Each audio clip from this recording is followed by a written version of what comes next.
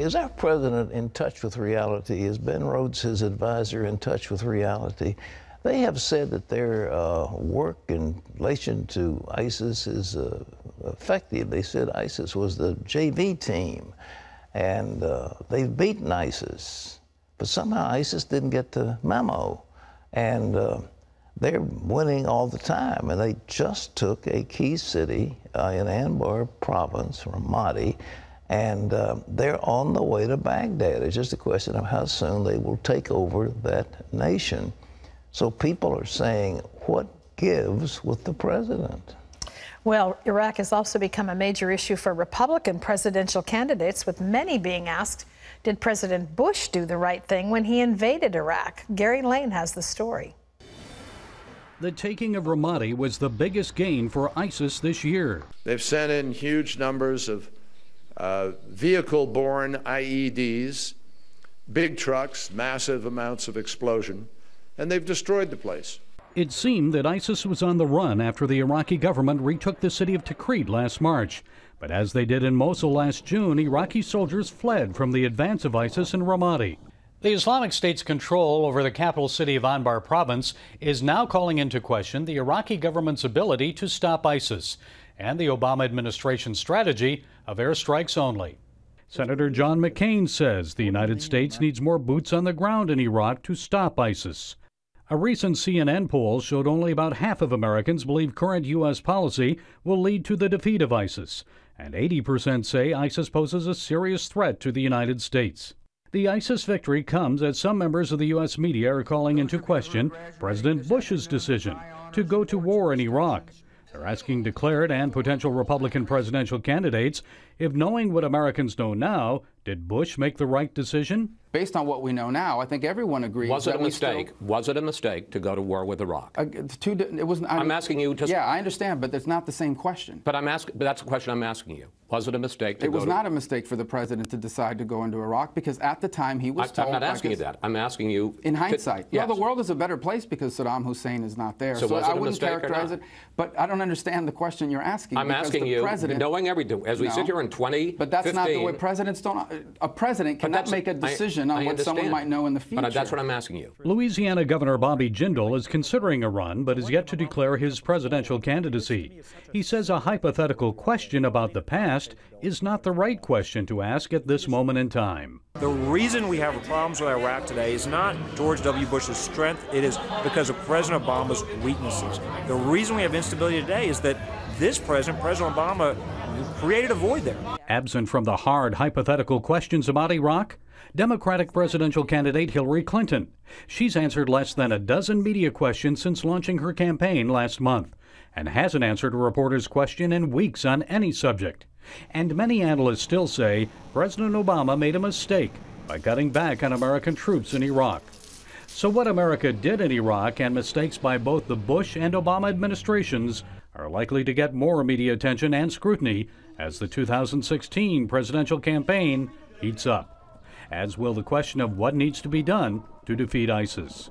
Gary Lane, CBN News. Thanks, Gary. We don't really gain anything by looking back and having recrimination about what would you have done or couldn't have done and so forth. The thing is, what are you going to do now? You've got an immediate threat. We've got to deal with it. But the truth is, going into Iraq in that war was a big mistake. We interviewed on this program, I interviewed Saddam's bomb maker. He was the man who was supposedly in charge of thermonuclear weapons for Iraq and Saddam Hussein. And he basically said they do not have the technology and the ability to bring out a nuclear bomb. And I knew it. I hope the CIA knew it. I hope the president knew it. But he was being fed a tissue of lies, and you're hearing all these reports about yellow cake and all that nonsense. And it was a snow job to try to sell that war. And we shouldn't have gone into it. It's cost $1 trillion or more dollars. It was a big mistake. And going in then, we shouldn't have. And looking at it in hindsight, you shouldn't have. It was a bad mistake. But what was done later by Obama has been a worse mistake, because having gotten us in there, then he allows these radicals to take over the country and all the gain and all the treasure and all the sacrifice of men and women's lives has been wasted. And that, to me, is a great tragedy as well. So what would you do now? What's got to be done now is we have to have a massive effort to destroy ISIS. It cannot be allowed to take over Iraq. It cannot be allowed to take over Syria. It cannot be allowed to take over the Levant, which is what they want. They want the whole Middle East. We can't let them do it. It'll be a clear threat to the United States of America, and we can't let them do it. Well, in other news, a leading political analyst is calling out her fellow liberals. Guess that. She says they're intolerant. Oh, what a surprise when it comes to conservative viewpoints. John Jessup has that story from our CBN News Bureau in Washington. Here's John. Pat, Kirsten Powers warns some on the left are trying to suffocate free speech, and she says the country is moving in an authoritarian direction. Heather Sells spoke with her about the trend, which she explains in her new book. The United States may have strong protections for free speech in the First Amendment to the Constitution, but USA Today columnist and Fox News commentator Kirsten Powers says in reality that freedom is facing a serious threat. In her book, Powers, a lifelong liberal, says her fellow liberals are behind today's attacks on free speech. She calls it a systematic silencing. They call themselves liberals, but they're completely illiberal. So they are people who just really believe that their ideology and their partisan viewpoints are the right way, and that anything that deviates from that needs to be silenced. And they don't want to debate it. They don't want to have a conversation about it. They want you to shut up. That shutting down of ideas, says Powers, is everywhere. It is accomplished by delegitimizing and demonizing those with unpopular views or just opinions that liberals don't like. In her book, Powers cites what she calls a vicious smear campaign against Chick-fil-A President Dan Cathy for saying he supported traditional marriage. She warns of college campuses that have booted Christian clubs for supposed discrimination when all they did was hold fast to biblical beliefs. And she says everyone should be concerned about the firing of Brendan Eich, the head of the internet company Mozilla, for his donation to a California measure supporting traditional marriage. That was in 2008, and it's what Barack Obama thought. And Barack Obama was at Rick Warren's church saying that he opposed same-sex marriage for religious reasons. So what's the thing today that in 5 years is going to get you fired? Powers, who found Christ 9 years ago, says friendships with fellow believers have opened her eyes to attacks on conservative and Christian viewpoints. Perhaps her biggest concern, a left-wing culture at universities that squashes open and honest civil debate. Powers cites the feminist professor in California who called pro-life demonstrators terrorists and stole their sign.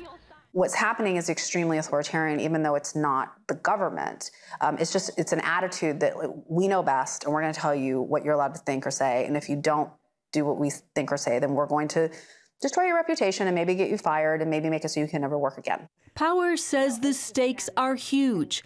If attacks on free speech go unchecked, she worries that society could shift to groupthink and reject any dissent. I just don't think that probably most young people have any idea what that does to a society, that you cannot have freedom without being able to disagree. Heather Sells, CBN News.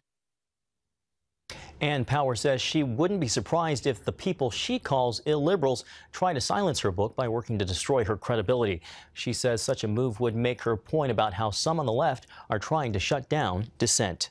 Well, it turns out an argument over a parking spot may have started that deadly shootout between Texas motorcycle gangs, according to the Dallas Morning News.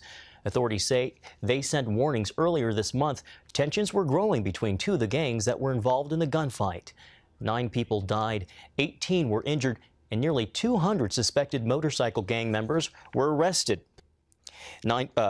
Police say the rival gangs were meeting Sunday at a restaurant so members could settle some differences that they had. About an hour later in the restroom, the fighting began. In my nearly 35 years of law enforcement experience, This is the most violent and most gruesome scene that I have dealt with. It was really, really scary. They said people outside the doors had guns. The FBI is calling outlaw biker groups a serious national domestic threat. Well, the bull market is still hitting records on Wall Street, with the Dow Jones Industrial and the Standard & Poor's 500 closing at record highs Monday. The Nasdaq has already gone above the record it set back at the end of the tech bubble in 2000, so that puts all the major indices in record territory, with the Dow solidly above its old high, even adjusted for inflation. Some analysts still warn of the possibility of a pullback in the months ahead, but others say the market is likely to keep moving higher over time, even if it does suffer some corrections. Get ready for hotter than normal summer across much of the country. The Farmer's Almanac says warm weather will slowly arrive, but by July, the summer weather will really heat up, with much of the country sweltering in temperatures ranging from higher than normal to much higher than normal. Editor Peter Geiger says summer 2015 will see lots of sizzling and muggy conditions, so get those air conditioning units tuned up. You're going to need them. Pat, sounds like a lot of us will be spending more time indoors. Well, I'd head for the mountains. I tell you, down here in Tidewater, it's already very muggy today. It's just horrible muggy. It's warming up. Well, we had kind of a cold winter, so. Well, you know, the farmers out here right on for last winter. I mean, they talked about how cold it was going to be, and they were absolutely right. Well, they're talking about a hot summer, and horribly to think of it, it's going to be right, too. And how you get away from it, it's just, oh, man, get your air conditioning fixed now. Believe them, these guys are good.